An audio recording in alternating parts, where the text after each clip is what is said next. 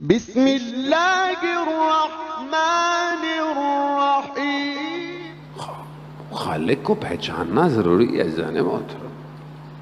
ذکر یہی ہے تنہائی میں، خلوت میں۔ ایک طالب علم تھے نجف میں، انڈین ہندی مدرسہ مشہور تھا اس زمانے میں، تو وہاں ایک اور شخص بھی تھا کہ جو اس کا تعلق شیعہ سے نہیں تھا، لیکن نفس کو کنٹرول کر کے اس کے پاس طاقتیں تھیں، یہ اس سے دور رہتے تھے۔ اور اس نے بولا کہ میں تمہارے ساتھ نہیں رہوں گا۔ اس نے بولا میں تمہیں اذیت کروں گا، تکلیف دوں گا۔ اس نے بولا کرتے رہو۔ یہ کہہ رہا میں واپس آ رہا تھا تو وہ باہر بیٹھا ہوا، اور اس کے بعد جو بھی علم تھا اس نے ایسا کیا کہ میں ہل نہیں پایا، رک گیا۔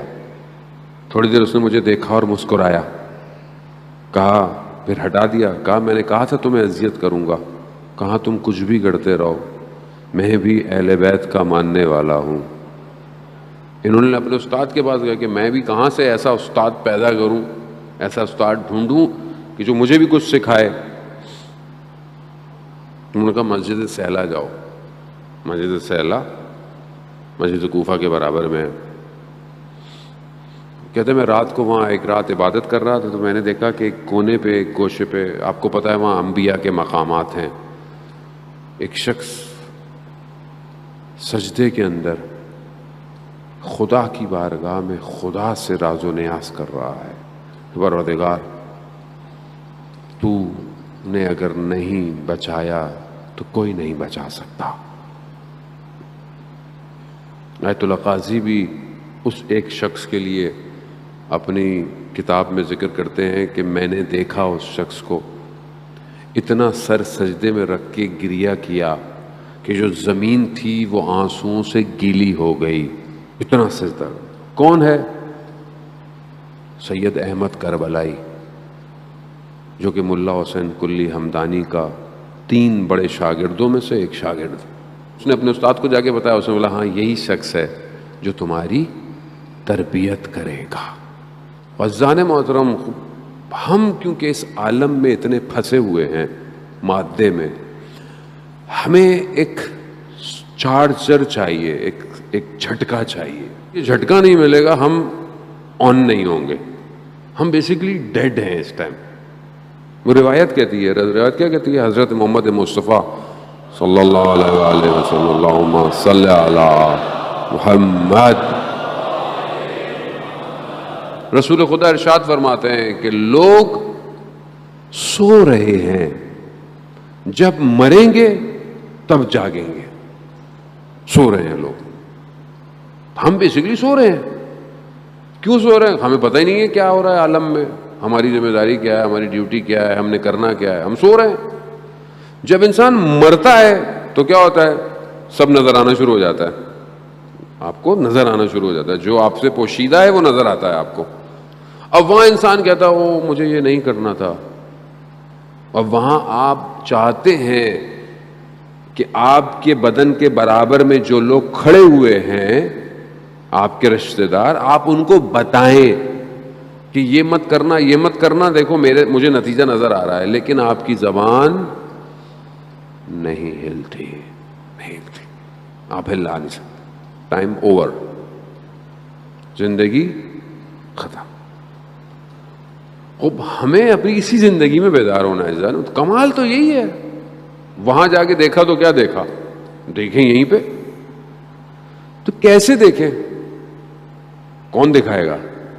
علماء، بعض جوانوں جن کو دیکھا، جن کے اندر تبدیلی آئی۔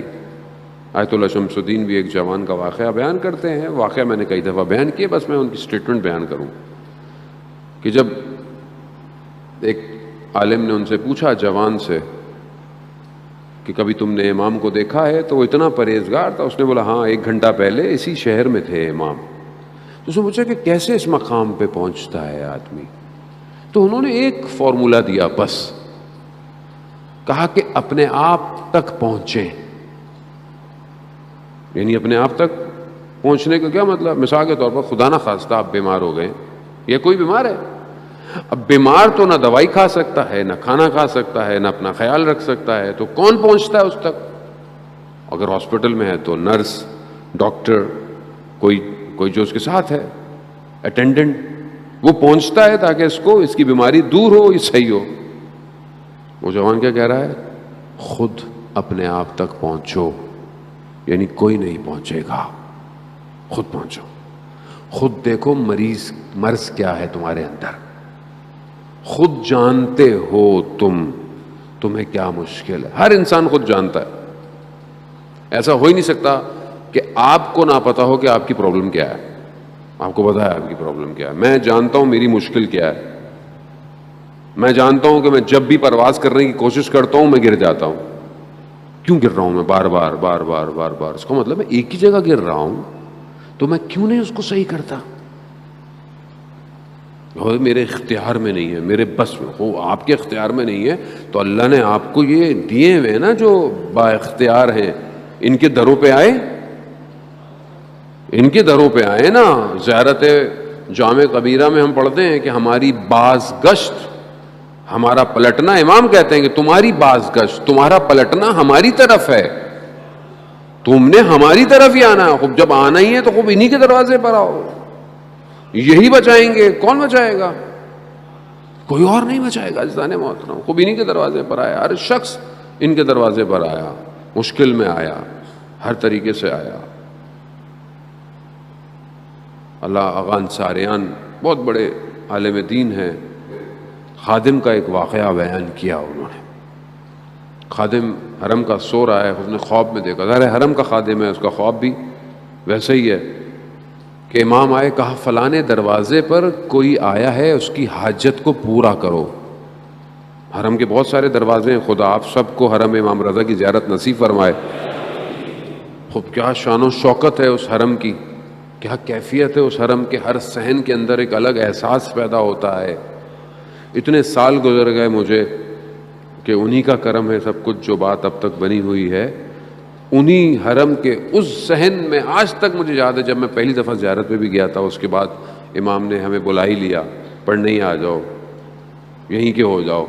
وہ جو کیفیت ہے میں آج تک اس کو محفوظ کیے ہوئے ہوں، اس صحن میں جو گوہر شاد کا صحن ہے. اور آپ یقین کریں میری پوری کوشش ہوتی ہے کہ چاہے میں 1 دن جاؤں 2 دن جاؤں. ابھی بھی مولا نے مجھے اپنی ولادت پہ بلایا، وہاں پہ جشن پڑھنے کے لیے بھی. شب میں سحر میں جب میں وہاں جاتا ہوں، اتنی عنایت ہے، اتنا کرم ہے، اتنا کرم ہے، میں آپ کو الفاظ میں بیان نہیں کر سکتا.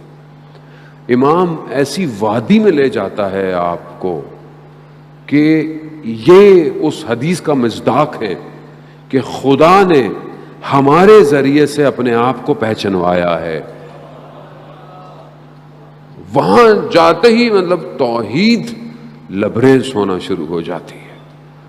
وہ خادم گیا، دروازے پہ گیا، جا کے دیکھا تو کوئی شخص نظر نہیں آیا. جب دیکھا تو ایک کتا ہے. کتے نے جیسے خادم کو دیکھا تو مشہد کی گلیوں میں چلنا شروع ہو گیا. جاتے جاتے دیکھا ایک جگہ سڑک کنارے جو پانی بہ رہا ہوتا ہے اس کے اوپر جالی لگی ہوئی ہے، نالا جو ہوتا ہے صاف پانی گزرنے کا. دیکھا اس کا بچہ اس جالی میں پھنسا ہوا ہے. انہوں نے دیکھا، اس کو نکال لیا. آغا انصاریان حرم امام رضا کے اندر امام سے مخاطب ہوئے، یا امام رضا، ہم جانور سے کم تو نہیں مولا، آپ کی بارگاہ میں آئے ہوئے ہیں، کوئی نہیں بچائے گا ان کے علاوہ. عزیزان محترم، یہ جو مشکل ہے نا، صرف متصل ہونے کی دیر ہے. بس توسل کریں.